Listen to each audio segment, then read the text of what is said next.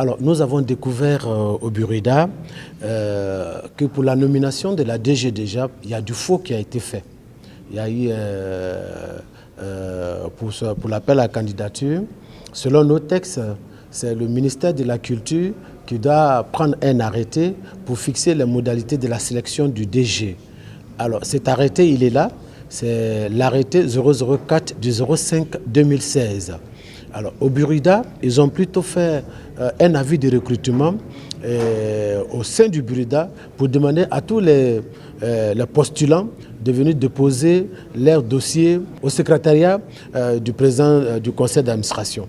Alors, quand on faisait cet avis de recrutement, le président du conseil d'administration, M. Cyril Sylvain, n'était pas en Côte d'Ivoire. Alors, pour que cet avis soit crédible devant les postulants, ils ont dû scanner sa signature pour le mettre sur le site du Burida pour permettre aux gens de venir postuler. Au sein du Burida, ils ont plutôt fait une commission de recrutement du DG que présidait M. Orenchi. Alors, nous ne sommes pas d'accord pour cela parce que la loi dit de prendre un cabinet agréé. Alors, nulle part dans nos textes, nulle part dans l'arrêté du ministre, il est question de créer une commission pour faire l'appel à candidature. Même pour le petit personnel, c'est-à-dire le DAF du Burida, c'est un cabinet qui fait l'appel à candidature. Pour le directeur des ressources humaines, c'est un cabinet qui fait l'appel à candidature. Alors nous ne pouvons pas comprendre que pour le numéro 1, ce soit des administrateurs qui constituent une commission pour faire l'appel à candidature. Donc la base a été faussée. Alors ajouter à cela les fautes lourdes de gestion. Vous êtes ivoirien comme moi, vous savez très bien que Mme Vira a organisé ici en Côte d'Ivoire ce qu'on appelle une soirée à l'hôtel du Golfe qu'on appelle Solid Artist. Et pour cela, environ plus de 150 millions ont été décaissés pour organiser cette soirée. Et à l'entrée, ils ont récolté que 7 millions.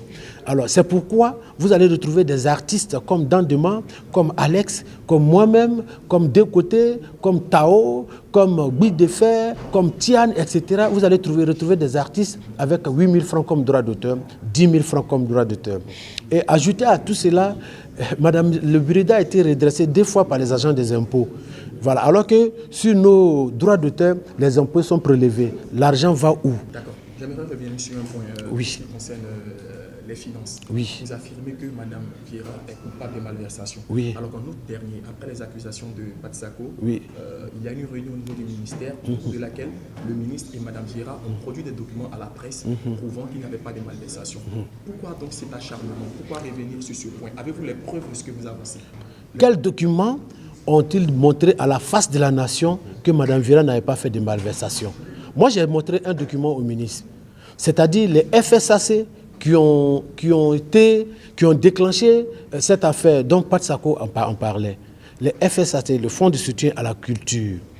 Patsako a dit que c'est 14 millions qu'il a vu sur un listing. Mais ce que vous devez savoir, c'est qu'en notre Assemblée générale, Mme Vira, de 2016, Mme Vira nous a dit qu'elle donnait 18 millions chaque 3 mois à M. le ministre. C'est elle qui nous l'a dit. On n'en savait rien même. Et qu'elle allait loin. Elle dit, vous les artistes, vous avez mené des combats inutiles. Le combat qu'il faut être mené aujourd'hui, c'est vous battre pour que les 18 millions que je donne à chaque 3 mois à M. le ministre puissent rester au Burida. Ce sont ces mots. Donc nous, on n'invente rien. Et en fonction de cela, les auditeurs qui sont venus travailler qui sont venus faire un audit sur son travail, ont dit de façon claire, et c'est nous qui avons donné ces documents à M. le ministre, que de la manière que l'argent sort par le Burida, ce n'est pas normal. Au ministère, ce n'est pas normal.